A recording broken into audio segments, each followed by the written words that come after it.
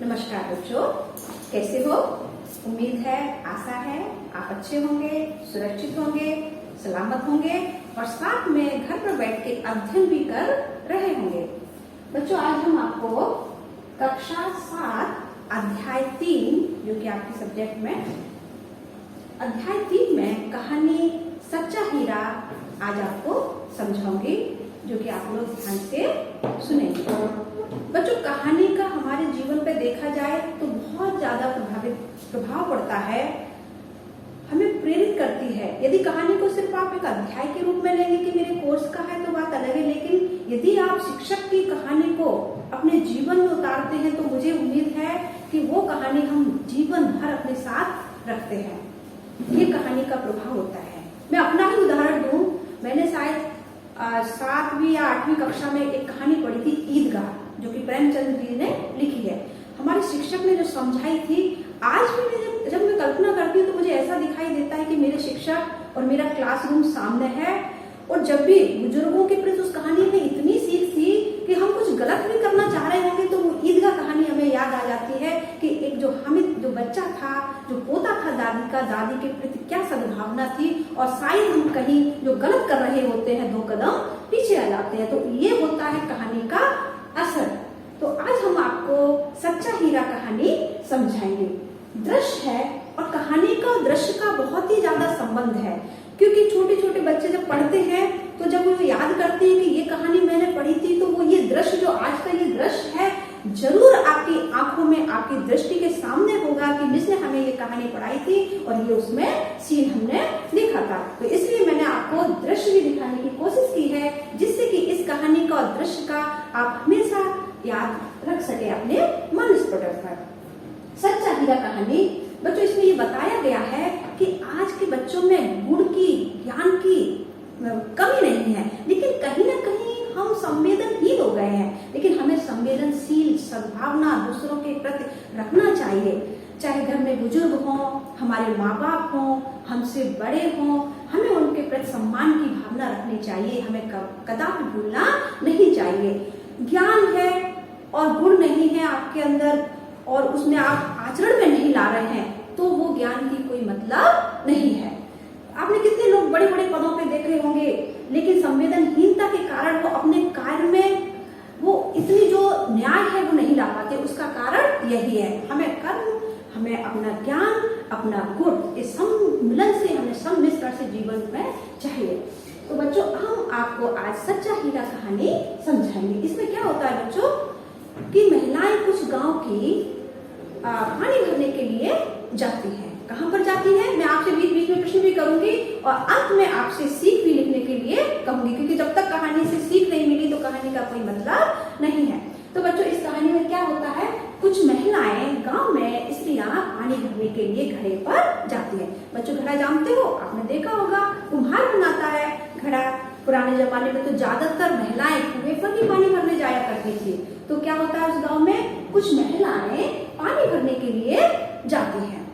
रास्ते में सूर्य अस्त हो रहा था, पक्षी चहचहा रहे थे। कवि और लेखक की ये बहुत बड़ी खूबी होती है कि वो अपने सामने ऐसे कल्पना, आप खुद महसूस करेंगे सूर्य अस्त हो रहा है तो आपको वो सीन अपने आंखों में समाहित हो जाएगा। यही तो खूबी होती है लेखक और कवि की। आप जब साइंस पढ़ते हैं तो प्रयोगशाला जरूरी है, जब आप साहित्य पढ़ते हैं तो आपको कल्पनाशील होना बहुत जरूरी है। आपको लगना चाहिए पक्षी चहचहा रहे हैं, झरना झर रहा है, नदियां प्रवाहित हो रही हैं, तो वो होता है कल्पना। आपको पढ़ते समय ऐसा लगना चाहिए कि हम उस स्टोरी में, उस कहानी में चले गए, वो पात्र वो नहीं, आप हैं। तो क्या है, कुछ महिलाएं पानी भरने के लिए जाती हैं।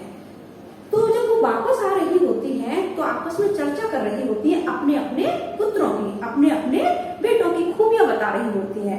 तो उसमें से पहली महिला क्या कहती है कि मेरा पुत्र बहुत ही अच्छा है, उसका कंठ, कंठ मतलब गला, बहुत ही मधुर है। मधुर बच्चों क्या होता है, मीठा।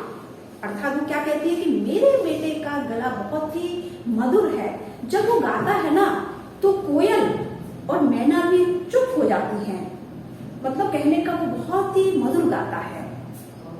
इतना महिलाएं हैं तो चुप कैसे रह सकती हैं। दूसरी महिला कहती है कि मेरा भी बेटा किसी से कम नहीं है, बहुत ही बलवान है, बहुत ही शक्तिशाली है और वो तो आधुनिक युग का भीम है। मतलब पुराना महाभारत के भीम से आधुनिक युग का उसकी तुलना, क्योंकि मेरा बच्चा तो क्या है, आधुनिक युग का भीम है। और भीम तो आपने कार्टून में देखे ही होंगे, शक्तिशाली का प्रतीक है, बलशाली का प्रतीक है भीम। तो कहने का मतलब उसका क्या था कि जो मेरा बच्चा है वो बहुत ही बलवान है, शक्तिशाली है। तीसरी महिला फिर कहाँ चुप रह सकती है, वो भी अपने बच्चे की तारीफ करने लगी कि मेरा बेटा तो साक्षात सरस्वती का अवतार है। वो जो एक बार पढ़ लेता है ना, वो तुरंत याद कर लेता है, उसे कभी भूलता ही नहीं है। अब चौथी स्त्री बेचारी चुपचाप थी, उससे सभी महिलाएं कहने लगी, बहन तुम क्यों चुप हो, तुम भी तो अपने बेटे के बारे में कुछ बखान करो, कुछ तारीफ करो।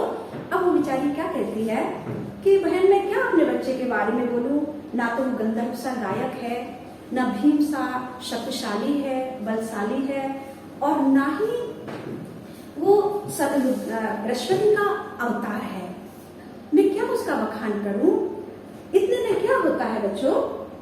तो ये जो इसमें से प्रश्न बना बना के वो आपसे पूछेंगे कि पहली महिला ने अपने बेटे के बारे में क्या कहा, दूसरी महिला ने अपने बच्चे का बखान कैसे किया, तीसरी महिला ने अपने बच्चे की तारीफ कैसे की। इस तरह से प्रश्न आपके एग्जाम में पूछे जाएंगे। तो स्टोरी को, कहानी को आप ध्यान से समझना। तो क्या होता है बच्चों, तो उधर से पहले स्त्री का बेटा चला आ रहा है, मधुर स्वर में गाता हुआ मस्त मौला चला आ रहा है। माँ कहती है महिलाओं से, देखो देखो मेरा बच्चा आ रहा है, कितने मीठे स्वर में गा रहा है। लेकिन उस बच्चे ने अपनी माँ की तरफ ध्यान भी नहीं दिया और सीधे चला जाता है। इतने में दूसरी महिला भी कहती है, देखो देखो मेरा भी बच्चा आ रहा है, कितना पहलवान है, कितने शक्ति सामर्थ्य है उसके अंदर। लेकिन वो बच्चा भी एक तरफ से चला गया और माँ की तरफ उसने ध्यान भी नहीं दिया। तीसरी महिला कहती है, देखो देखो मेरे गोद का हीरा आ रहा है, कितने, वो तो बिल्कुल बृहस्पति का अवतार है, संस्कृत का श्लोक का उच्चारण कर रहा है। लेकिन वो बच्चे ने भी माँ की तरफ बिल्कुल ध्यान भी नहीं दिया और एक तरफ से वो बच्चा चला गया। इतने में बच्चों क्या होता है बताओ, अभी कौन सी स्त्री बची, चौथी स्त्री बची। उसका बच्चा सामने से आ रहा होता है और अपनी माँ के सिर पे जब उसने देखा घड़ा, माँ लेकर आ रही है, उसके सिर पे वजन है, उसने क्या किया, माँ मुझे लाओ, मैं मटका लेता हूँ आपके सिर से। लेकिन वो माँ ने मना किया, लेकिन बच्चा नहीं माना और अपने माँ के सिर से वो घड़ा अपने सर पे रख लिया और अपने घर की तरफ चल दिया। इतने में जो एक वृद्ध महिला थी, वो सब ये दृश्य देख रही होती है, कहती है कि देखो यही तो सच्चा हीरा है। वो जो तीनों महिलाएं थी, वो सुनते ही एकदम क्या कहें, आप भी समझ सकते इस कहानी में उन पर क्या दिल पे गुजरी होगी। तो इसलिए बच्चों हम कह रहे हैं, ज्ञान है, लेकिन ज्ञान के साथ साथ यदि हमारे अंदर संस्कार है, अच्छे कर्म है, दूसरे की हमें संवेदना को समझना चाहिए, बुजुर्गों के प्रति संवेदना रखना चाहिए। ये यदि हमारे अंदर है आजकल के बच्चों में, तो बहुत ही आप समझिए लाखों में एक है। सही कहा उसमें, वो कह रही थी ना मेरा बच्चा लाखों में एक है, तब आपकी माँ भी गर्व से कह सकती है मेरा सच्चा हीरा है। तो बच्चों ये कहानी आपको क्या प्रेरणा देती है, क्या सीख देती है, ये आपका ही होमवर्क है। मैंने तो इतना समझा दिया, इसका सारांश निकाल के आप जरूर अपने बुक में, नोटबुक में जरूर लिखेंगे कि इस कहानी से आपको क्या सीख मिली, क्या प्रेरणा मिली, सच्चा हीरा कहानी आपको क्या जीवन में मायने रखती है। तो बच्चों ये कहानी यहीं समाप्त होती है, इसकी सीख आप जरूर लिखेंगे। धन्यवाद।